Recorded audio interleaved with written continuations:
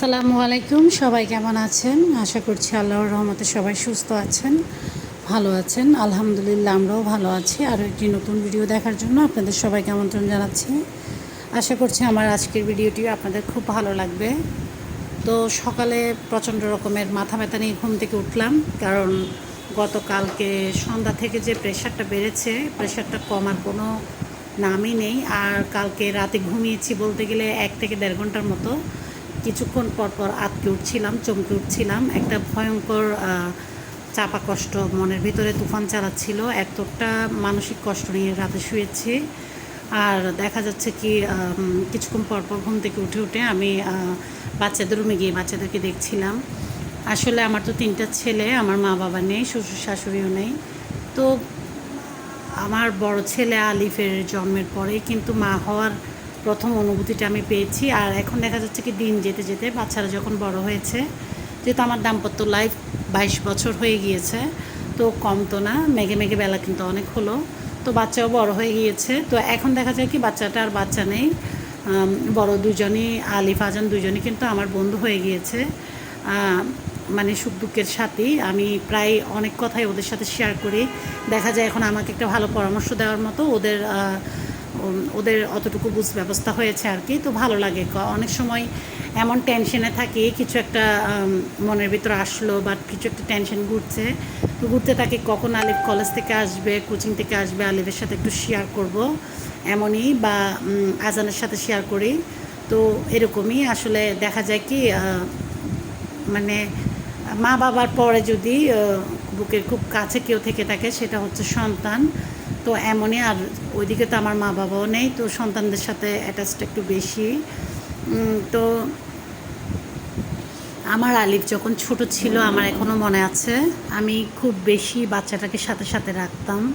তো ও খাবার খেতে খুব দেরি করতো। দেখা যেত কি অনেক সময় খাবার মুখে নিয়ে 10-15 মিনিট একটা নলা মুখে নিয়ে, ভাতের নলা মুখে নিয়ে বসে থাকতো।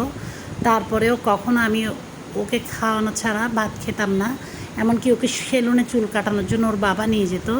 যে এই 15-20 মিনিট সেলুনে থাকতো, সেই সময়টার ভিতরে আমি 3বার ফোন করতাম যে বাচ্চাটা ঠিক আছে কি না। এতটা কাছে কাছে রেখেছি ছেলেটাকে।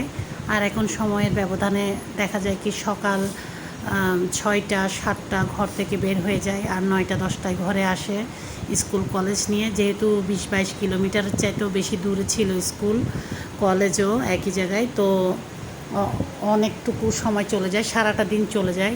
তো চিন্তা করি কত রকমের পথ ঘাটের সমস্যা, যেহেতু লোকাল গাড়িতে করে যায়, আল্লাহ ভরসা করে ঘর থেকে ছেড়ে দিই, কত টেনশনের মধ্যে থাকি। তো দেখা যায় কি মানে সময়ের ব্যবধানে মাদের মনকেও পাষাণ বেঁধে নিতে হয় আর কি, বুকে পাথর চাপা দিয়ে হলেও দেখা যায় বাচ্চাদেরকে হাতের বাইরে ছাড়তে হয়। আসলে অনেক টেনশনে থাকি।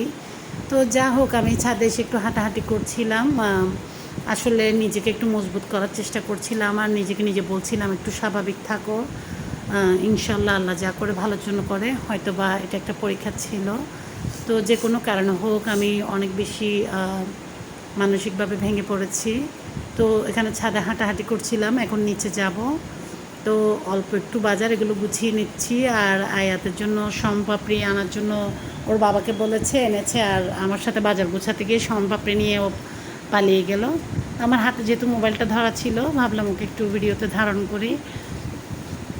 তো এদিকে কিছু বাদাম আনা হয়েছে, এগুলো এখন ভিজতে দিব। এগুলো ভেজার পরে ভালো করে হাত দিয়ে ডলে খোসাটা ফেলে তারপর ব্লেন্ড করে নিব। তো কোরবানির কিছু পূর্ব প্রস্তুতি আছে, যেগুলো 2-1 দিন আগেই কিন্তু করতে হয়। তারপর নারকেল ফ্রিজে রাখা আছে, এছাড়া এই নারকেলটা ব্লেন্ড করার জন্য আনিয়েছি। তো টুকটাক কিছু বাজার, এগুলো এখন গুছিয়ে নিব আর কি। তো যারা আজকে প্রথম আমার ভিডিও দেখছেন, স্কিপ না করে এখনও ছোটো একটা লাইক দিতে ভুলে আছেন, ছোটো একটা লাইক দিয়ে ভিডিওটা কন্টিনিউ করতে পারেন। আপনাদের ছোট্ট একটা লাইক আমার এই ভিডিওটাকে আপনাদের মতো অসংখ্য আপু ভাইয়েদের কাছে পৌঁছে দিবে। এই যে আমি এখন ভয়েস দিচ্ছি, আসলে ভিডিওগুলো একটু আগে থেকে করা, কিন্তু আমি ভয়েস দিচ্ছি পরে। তো দেখা যায় কি মন ভালো থাকলে, ঘরে গিয়ে শান্তি থাকলে, মন মানসিকতার উপরে নির্ভর করে কিন্তু কাজকর্ম সব কিছু। তো এটা তো আসলে মনের শখের থেকে ভিডিও করা বা ভিডিওগুলো আপলোড দেওয়া। তো এটা যখন মন চলছে না, তখন এই কাজের প্রতি মোটেও উৎসাহটা পাচ্ছি না আর কি, তো দেই সেই হিসেবে দেওয়া। তো এখনই কিন্তু মাইকের মধ্যে বলে দিল যে আগামীকাল 7:30 নামাজ হবে আমাদের এখানে মসজিদে, আর সবাইকে ঈদ মোবারক জানালো। তো এই তো এদিকে কিছু শুকনো মরিচ ট্যাঙের চারের মধ্যে আছে, এগুলো ডাটা ফেলে একটু করে চিলি ফ্লেক্স করব। আগে থেকে বেশ কিছু করা ছিল, এখন আবার করতে হবে। এদিকে কিছু পাউরুটি ডিম দিয়ে টোস্ট করে নিয়েছি। এটা আমার বড় ছেলে আলিফের জন্য করেছি। টোস্টগুলো করার পর বাসি বিছানাগুলো গুছিয়েছি। আগে আলিফকে টোস্টটা দিয়ে দিয়েছি, ও মিষ্টি খাবার খায় না, কম খেতে চায় আর কি। তো ওকে টোস্টটা দিয়ে তারপরে ওকে মেডিসিনটা খাইয়ে দিলাম। তো তারপর বিছনা গুছিয়ে আজান ঘর ঝাড়ু দিয়ে দিয়েছে, আমার জামাই কাপড় ধুয়ে দিয়েছে। সত্যি কথা যেটা, আমার ঘরের বর্তমান অবস্থাটাই আপনাদের সাথে শেয়ার করছি। তো তারপরে কিন্তু এখন এই প্যানকেকগুলো আজান আর আয়াতের জন্য বানাতে এসেছি। আমি আর আমার জামাই প্লেন পাউরুটি দিয়ে নাস্তা খেয়ে নিয়েছি। তো এদিকে আয়াত এসে আমাকে ভাজা একটা কাঁঠাল বিছিয়ে হাতে ধরিয়ে দিল, আম্মু তোমার মন খারাপ নাও, এটা খাও। কিছুক্ষণ পরে ছাদ থেকে ফুল এনে দিচ্ছে, মন খারাপ ফুলটা নাও, চুলে লাগিয়ে দিচ্ছে ফুল। মানে আবার বাবার সাথে সকালে দোকানে গিয়েছে ওর বাবার সাথে, তখনও আমার জন্য কী যেন একটা কিনে এনেছে, খাওয়াতে চাচ্ছিল। মানে আমার বাচ্চাটা না গুটুস গুটুস করে আমার পাশে পাশে ঘুরে, আর আমার মন খারাপ করলে মানে আমার কিভাবে মন খারাপটা ভালো করবে, ও আমাকে একটু হাসাতে পারবে, এটার জন্য কিন্তু অনেক চেষ্টা করে। তো দেখা যায় কি পানি এনে খেতে দিচ্ছে, আবার পানিতে 2টা বরফ দিয়ে দিচ্ছে, এমনই করে। মা বাবা শ্বশুর শাশুড়ি তো নেই, আসলে এই 3টা ছেলে কিন্তু আমার জান। আর আমরা মারা দেখা যায় কি মানে আমাদের কাছ থেকে যখন কেউ জিজ্ঞেস করে কেমন আছো, আসলে আমরা নিজেরাও জানি না যে আমরা কেমন আছি। আমাদের অনুভূতি নিয়ে, আমাদের মন নিয়ে বা আমাদের কাজ নিয়ে কিন্তু আমরা কখনো ভালো থাকি সেটা না। আমরা আমাদেরকে ভাগ করে নিয়েছি পরিবারের মধ্যে দিয়ে, প্রত্যেকটা পরিবারের সদস্যর মধ্যে দিয়ে কিন্তু আমরা আমাদেরকে পার করি। যেমন পরিবারের একজন সদস্য যদি অসুস্থ থাকে, মুখে দিয়ে কিন্তু আসে না যে ভালো আছি, মানে আলহামদুলিল্লাহ ভালো আছি, এটা সবসময় শুকরিয়া করা উচিত। এমনিতেই যেমন আমার 3টা বাচ্চার মধ্যে আল্লাহ মাফ করুক একটা বাচ্চা অসুস্থ থাকলেও কিন্তু আমি মুখে দিয়ে বলতে পারি না যে আমি ভালো আছি। বলি আলহামদুলিল্লাহ আমি ভালো আছি, কিন্তু আসলে মনটা তেমন একটা ভালো নেই, এই অবস্থা। তো এমনই আমরা যখন থেকে সংসার করতে এসেছি, দেখা যায় কি সংসারের সাথে আমরা আমাদেরকে মিশিয়ে ফেলেছি। আমাদের ভালো খারাপ সব কিছু কিন্তু আমাদের সংসারের ভালো খারাপের উপরে নির্ভর করে, নিজের বলতে আর কিছুই থাকে না। মারা কিন্তু এমনই।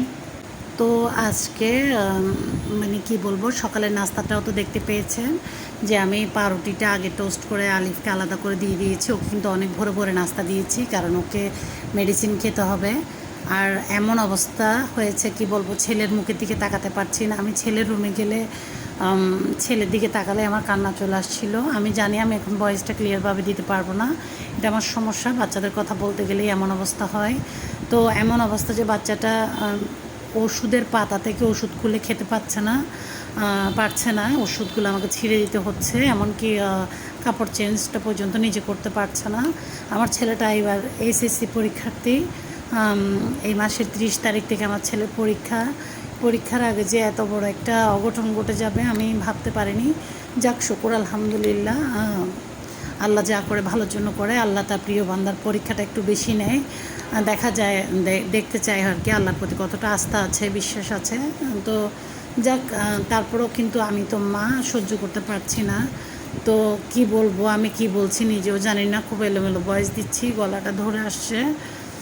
তো কাজগুলো করছি, আর আজকে রান্নার একটা পর্যায়ে এসে আমার এতটা খারাপ লেগেছে যখন কোনো নতুন সয়াবিন তেলের বোতল খুলি বা কোনো কিছু ঢাকনা খুলতে যাই, একটু শক্ত লাগে, যেটা আমি খুলতে পারছি না। আমি কিন্তু দৌড়ে যাই প্রথমে আমার বড় ছেলে আলিফের কাছে, আব্বু এটা খুলে দাও। কিন্তু আজকেও নিজের অজান্তে এইভাবে করে গিয়েছিলাম, কিন্তু হঠাৎ ছেলেকে দেখে আমার, যা হোক, আপনারা সব আমার বাচ্চাটার জন্য দোয়া করবেন। আমার বাচ্চাকে আমি ভিডিওতে একটু ধারণ করেছি, তবে চুরি করে। ও জানলে আমাকে ভিডিওটা করতে দিত না। ভিডিও এডিট করার একটা পর্যায়ে তখন আমাকে মানে বলেছে যে তুমি মানে এই সিনগুলো কেন দিয়েছো, ওগুলো কখন ভিডিও করেছো তুমি। এমনকি ওর খালামণিদেরকে পর্যন্ত মানে ওর কোনো ছবি বা ওর নিউজটা দিতে মানা করেছে। ও জানে সবাই টেনশন নেবে, সবাই কোরবানির ব্যস্ততা নিয়ে ব্যস্ত।